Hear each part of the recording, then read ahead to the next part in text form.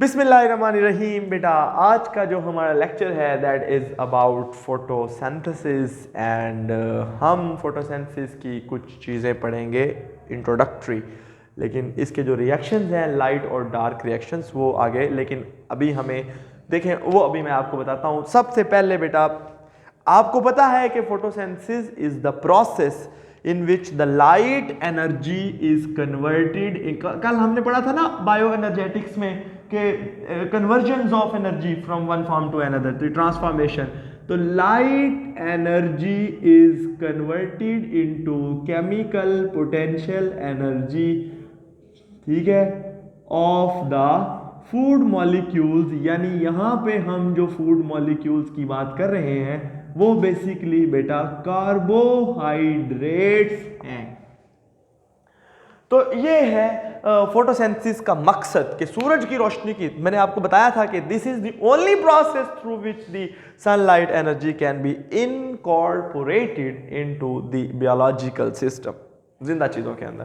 तो अब हम अगली बात करें बेटा, तो अगर हम सिंपल इसको डिफाइन करें, so this is the process in which the small inorganic compounds, if I tell you the inorganic compound that is 6, that is the carbon dioxide, first किया the 6 carbon dioxide, this is an inorganic compound and this is the oxidized inorganic compound of carbon।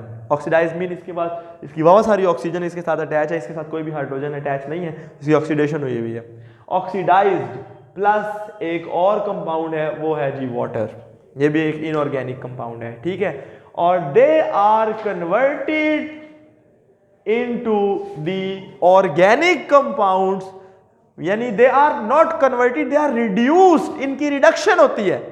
Carbon dioxide की reduction करो तो क्या होगा, इसमें किसी चीज में हाइड्रोजन ऐड हो तो उसकी रिडक्शन होती है ना, ठीक है। तो व्हाट वी से C6H12O6। देखिए अगर आपको इसमें कार्बन की रिडक्शन दो तरीके से नजर आ रही है। एक तो इस कंपाउंड के अंदर कार्बन के साथ हाइड्रोजन ऐड हो गए हैं, और दूसरा अगर आप गौर करें तो किसी चीज के अंदर हाइड्रोजन ऐड हो जाना या ऑक्सीजन का निकल आना, इसको रिडक्शन कहते हैं। तो अब यहां देखें तो कार्बन टू ऑक्सीजन रेशो 1:2 है और यहां 1:1 रेशो है। इसका मतलब है कि ऑक्सीजन ओवरऑल कम हुई है। दिस इज व्हाट वी से the reduction. So the small inorganic compounds molecules are reduced to the organic molecules, ठीक है। प्लस इसके साथ जी है 6O2 plus 6H2O। we will talk about this later on। in the presence of, by utilizing the energy of the sunlight या light अगर आप कहें, that is absorbed and converted into the chemical energy by a pigment called chlorophyll plus some other pigments like carotenoids। हम इनके बारे में भी बात करेंगे, some other pigments।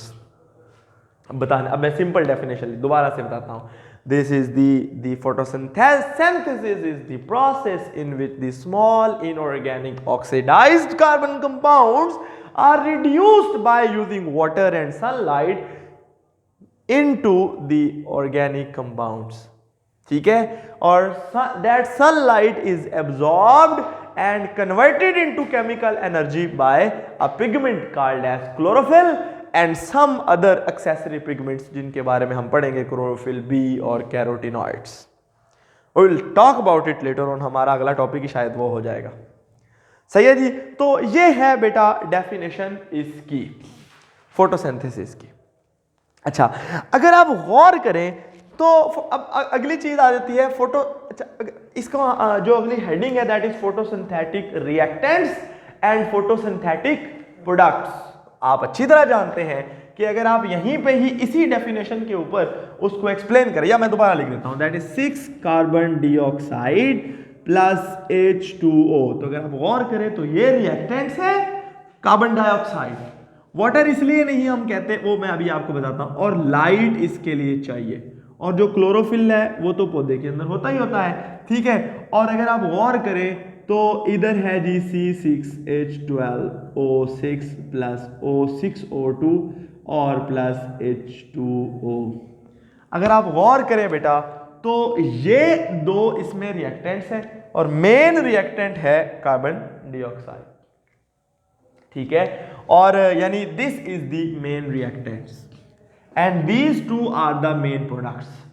ये क्या है? दैट इज द रिएक्टेंट जो रिक्वायर्ड है, ठीक है। लाइट कितनी को होगी, पत्ते उतनी एब्जॉर्ब कर लेंगे, वो क्लोरोफिल पे डिपेंड करता है। सूरज की रोशनी तो होती ही होती है, हाँ दिन के टाइम जब ज्यादा होती है या रात के टाइम क्या होता है वो चीज हम अभी डिस्कस कर लेते हैं। मेन चीज तो ये है ना, पानी तो होता ही है। अब देखें, अगर आप ये प्रोडक्ट्स हैं और ये जो है वो रिएक्टेंट है, पानी दोनों साइडों पे ही होता है, क्योंकि पानी कुछ ऐसे रिएक्शन है जिनमें बनता है और कुछ ऐसे रिएक्शन है इसी फोटोसिंथेसिस के अंदर। ये सिर्फ सादा सादा बताया गया ना, इसके अंदर छोटे छोटे बहुत सारे रिएक्शन होते हैं, हम उनके बारे में पढ़ेंगे।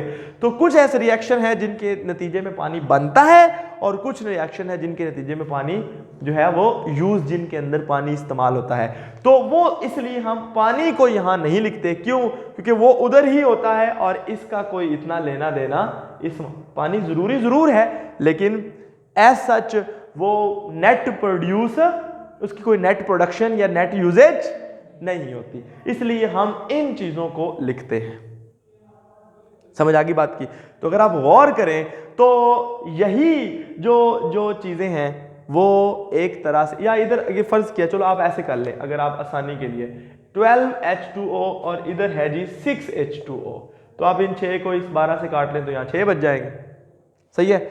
तो क्या मैं इसको ऐसे लिख सकता हूं, फर्ज किया 6H2O और यहां पे कुछ भी नहीं,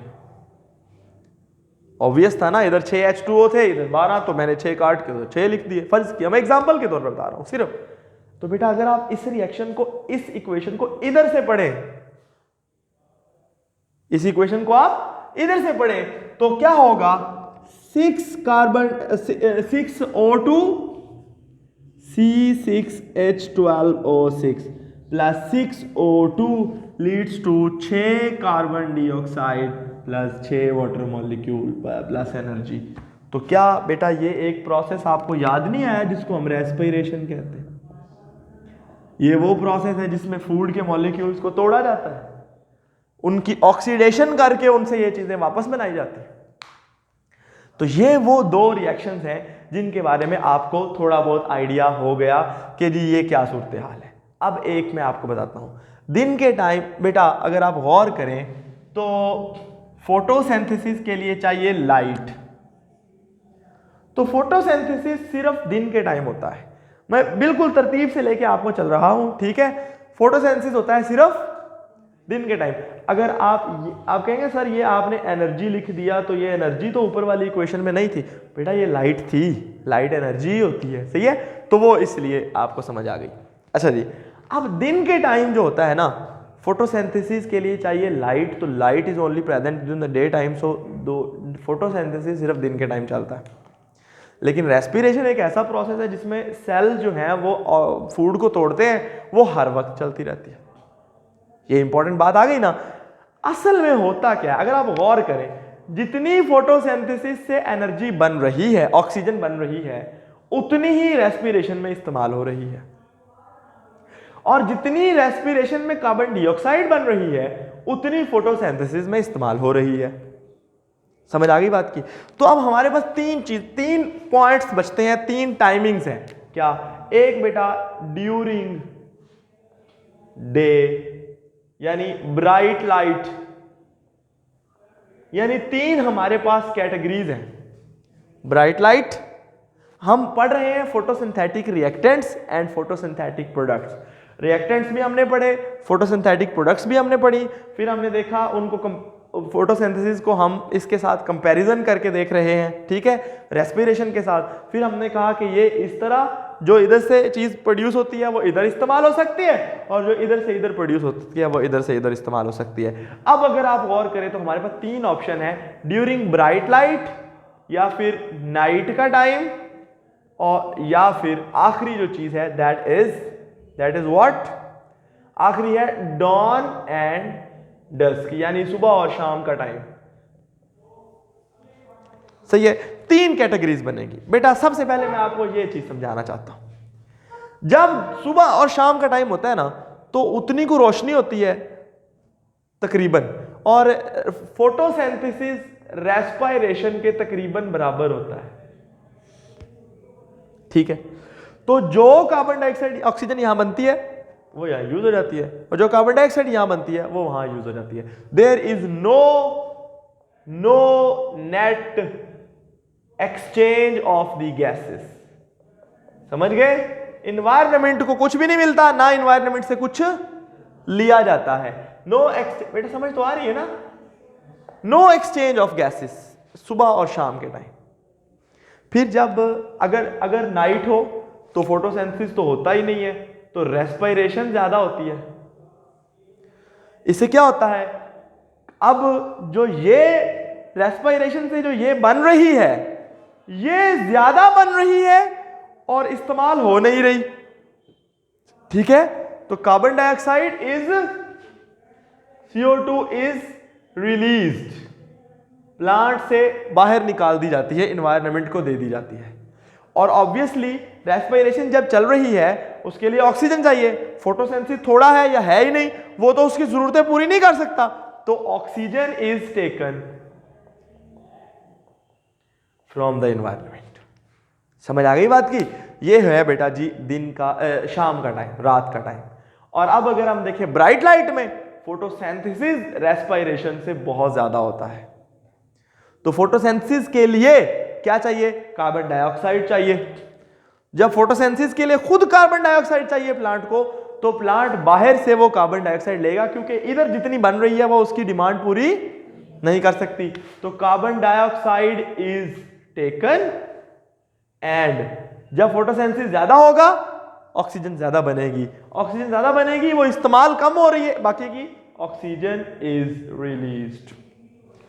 तो ये सूरत हाल होती है। लेकिन अगर ये जो पॉइंट है, at the dawn and dusk photosynthesis is equal to respiration, the oxygen produce as a result of photosynthesis is utilized in the respiration, and the carbon dioxide produced as a result of respiration is utilized in photosynthesis.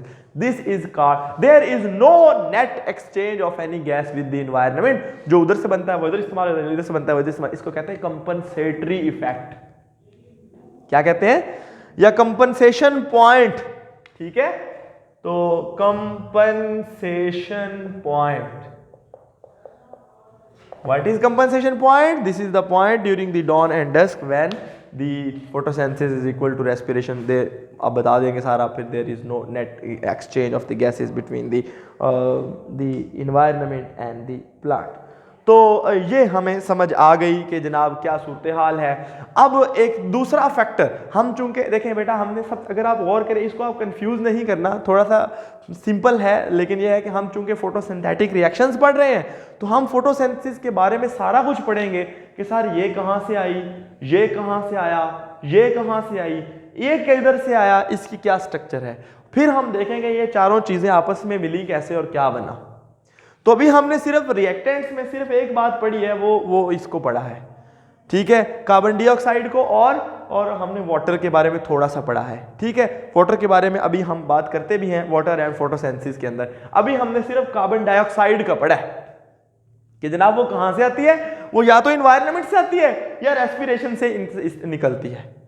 ठीक है, अगर respiration उसकी demand पूरी कर रही हो तो उधर से ही आ जाती है, और अगर वो उधर की डिमांड पूरी ना हो रही हो तो वो बाहर से मंगवाई जाती है।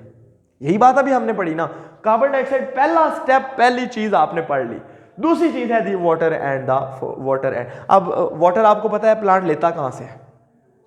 ठीक है, ऑब्वियसली प्लांट की जड़ों के अंदर, वो सॉइल के अंदर से पानी को एब्जॉर्ब करता है। अब ये इसको तो पढ़ना इतना हमारे लिए इंपॉर्टेंट नहीं है, लेकिन हमें जो चीज पढ़ने की है वो इंपॉर्टेंट है, वो मैं अभी आपको बताता हूं। दैट इज बेटा वाटर। देखिए, अगर आप गौर करें, मैं दोबारा आपके सामने यही इक्वेशन एक बार लिखना चाहता हूं। That is 6 carbon dioxide plus 12 water molecules plus जो है जी अपना सनलाइट क्लोरोफिल आप अंडरस्टूड करेंगे, C6H12O6 plus 6O2 plus 6H2O। बेटा ये अंडरस्टूड है कि वाटर कहाँ से आया। सर वाटर जो आया ना जी वो वहाँ से आया, आप ज़मीन से आया। लेकिन वाटर ने काम क्या किया? देखें, C6H12O6 बनाने के लिए आपको एक कार्बन सोर्स चाहिए, एक हाइड्रोजन सोर्स चाहिए और एक ऑक्सीजन सोर्स चाहिए। ठीक है, तो ये बात अब हमें पता लगनी पड़ेगी कि सर ये जो, अगर आप गौर करें बेटा, आप देखेंगे सर ये जो लाल ऑक्सीजन मैंने बनाई है, क्या ये यहां से आई है या ये यहां से आई है? ये हमें पता होना चाहिए। सही है। और ये जो ऑक्सीजन शरीफ बनी है, क्या ये यहां से बनी है या ये यहां से बनी है? सही है। तो इंपॉर्टेंट बात ये है कि दिस ऑक्सीजन इज रिलीज, ये वाली जो C6H12O6 है, ये ऑक्सीजन आई है कार्बन डाइऑक्साइड से, ये वाटर से नहीं आई। वाटर सिर्फ हाइड्रोजन का सोर्स है, वाटर सिर्फ हाइड्रोजन का, यानी वाटर का काम क्या हुआ? Water is the source of hydrogen for glucose, यानी ग्लूकोज बनाने के लिए पानी जो है वो किसके सोर्स के तौर पे इस्तेमाल करता है? वो हाइड्रोजन के सोर्स पे के सोर्स का जो है वो oxygen release during the photosynthesis का। अब अगली इंपॉर्टेंट बात यह है कि ये फोटोसिंथेसिस से जो ऑक्सीजन निकली है, ठीक है, देखें ना जी, यहां पे तो सिर्फ हाइड्रोजन दी वाटर ने, तो ये जो ऑक्सीजन निकली, ये वाली ऑक्सीजन तो कार्बन डाइऑक्साइड से आई है। ठीक है, और ये वाली जो ऑक्सीजन है that is from the water source. सही है। तो oxygen released, oxygen not utilized in this glucose. ठीक है, oxygen released as result of the photosynthesis is comes from water, पानी से आई है। ये कैसे हुआ ये मैं आपको बताता हूं बेटा। वैन नायल नाम का एक साइंसदान थे, उन्होंने एक हाइपोथेसिस इजाद किया। उन्होंने कहा होता जनाब ये है कि जो सेल्स है ना प्लांट के, वो पानी को तोड़ लेते हैं, और जब वो पानी को तोड़ते हैं तो उसके लिए हाइड्रोजन जो है वो उसका इधर इस्तेमाल कर देते हैं। ठीक है, और वो हाइड्रोजन फिर NaDH बनाने में इस्तेमाल होता है। ये आप पढ़ेंगे अगली क्लासेस में, अगले लेक्चर्स में। और वो NaDH आगे ग्लूकोज बनाता है, उसको हमें इस्तेमाल नहीं, यानी ये हाइड्रोजन, ये वाला हाइड्रोजन किसने दिया है? वाटर ने। सही है। और दूसरे नंबर पे उन्होंने बताया कि ऑक्सीजन जो है वो इसकी इस्तेमाल नहीं होती, और जो ऑक्सीजन रिलीज होती है सेपरेट फ्री ऑक्सीजन के तौर पे, वो पानी से आती है। समझ आ गई बात की? यानी water is split into hydrogen and oxygen, and that oxygen is released and hydrogen is used. सही है जी। अब सवाल ये आपने पहले भी पढ़ा हुआ है, फोटोलाइसिस कहते हैं इस बात को, याद आया कुछ? इस बात को फिर कंफर्म कैसे किया गया? उन्होंने तो ये हाइपोथेसिस दिया सिंपल। ठीक है, वैन नायल का हाइपोथेसिस क्या था कि water is the source of oxygen and water is the source of hydrogen only for photosynthesis, यानी ऑक्सीजन रिलीज्ड, आप ये देखें, water is the source of hydrogen for glucose and oxygen release as a result of photosynthesis that comes from the water source. हाँ, ठीक है, that comes from the water source. ठीक है जी। अब यहां पे सवाल ये पैदा होता है, सर इस बात को ये हाइपोथेसिस उन्होंने क्यों इजाद किया, कैसे बनाया? उन्होंने हाइपोथेसिस इस बुनियाद पे बनाया कि उन्होंने कहा जी बैक्टीरिया भी तो फोटोसिंथेसिस करते हैं, पर बैक्टीरिया ऑक्सीजन प्रोड्यूस नहीं करते, लेकिन कार्बन डाइऑक्साइड इस्तेमाल करते हैं। इसका मतलब है कि जो ऑक्सीजन निकलती है वो तो उन्होंने निकाली नहीं, इसका मतलब है वो वाटर सोर्स से आती है, वो कार्बन डाइऑक्साइड से। देखो बेटा, बैक्टीरिया कार्बन डाइऑक्साइड को ग्लूकोज में कन्वर्ट करते हैं, वाटर तो वो बनाते नहीं है। तो वो जब वाटर को नहीं बनाते तो इसका मतलब ये है कि वो वाटर को वो नहीं बनाते, तो इसका मतलब ये है कि वो वाटर की ऑक्सीजन इस्तेमाल नहीं करते, वो कार्बन डाइऑक्साइड की ऑक्सीजन इस्तेमाल करते हैं। ये बात को बाद में टेस्ट किया गया। ठीक है, 1940s के अंदर वो टेस्ट जब किया गया तो वो कुछ साइंसदानों ने, एक बड़ा आसान सा एक्सपेरिमेंट है बेटा, 2 ग्रुप बनाए गए। एक बात याद रखें, अगर आप जानते हैं ऑक्सीजन का मैस नंबर कितना होता है? 16। ठीक है, तो ऑक्सीजन का ऐसा आइसोटोप है जिसे हम O18 भी कह रहे हैं, 18 भी है। ठीक है, अब बेटा होगा क्या कि हम एक वाटर बनाएंगे जिसमें ऑक्सीजन 16 होगी और एक कार्बन डाइऑक्साइड बनाएंगे जिसमें ऑक्सीजन 16 होगी। इसी तरह एक हम वाटर बनाएंगे जिसमें ऑक्सीजन 18 होगी और एक हम कार्बन डाइऑक्साइड बनाएंगे जिसमें ऑक्सीजन 18 वाली होगी। सही है, ये समझ आ गया आपको। अब आप एक दो ग्रुप्स बनाएंगे प्लांट्स के, ठीक है। अब आप देखेंगे बेटा कि प्लांट के ग्रुप, पहले ग्रुप में जो कार्बन डाइऑक्साइड आप दे रहे हैं ना, वो आप देंगे जी कार्बन डाइऑक्साइड फर्ज किया 16 वाली नॉर्मल। जो वाटर आप देंगे वो आप 18 वाला देंगे। पता लग जाएगा कि नहीं? इससे अंदाजा हो जाएगा कि किधर जाके कौन सी ऑक्सीजन किधर गई है। ठीक है जी। अच्छा, जब इसको लाइट क्लोरोफिल दिया गया, आप इक्वेशन को बैलेंस कर लीजिएगा, तो जो उससे ग्लूकोज बना, कार्बोहाइड्रेट्स को हम CH2Os भी कहते हैं, ठीक है, याद रखिएगा। इसके अंदर जो ऑक्सीजन थी वो 16 वाली यानी नॉर्मल ऑक्सीजन थी। उसके ऊपर आप 16 ना भी लिखें तो वो अंडरस्टूड है कि ये 16 है, ठीक है जी। और जो इससे वाटर बना वो भी नॉर्मल था, लेकिन जो उससे ऑक्सीजन बनी वो 18 वाली थी। इससे क्या मतलब है कि oxygen of the water is release, it is not utilized in the glucose production. वही बात जो उसका हाइपोथेसिस था, ठीक है जी। सिमिलरली आप ये तो एक ग्रुप हो गया कंट्रोल, ये एक्सपेरिमेंटल ग्रुप। कंट्रोल ग्रुप में आप देखें तो आप कार्बन डाइऑक्साइड 18 वाली इस्तेमाल करेंगे, वाटर जो है वो नॉर्मल इस्तेमाल करेंगे। यहां पे ये नॉर्मल आएगी और ग्लूकोज में 18 आएगा।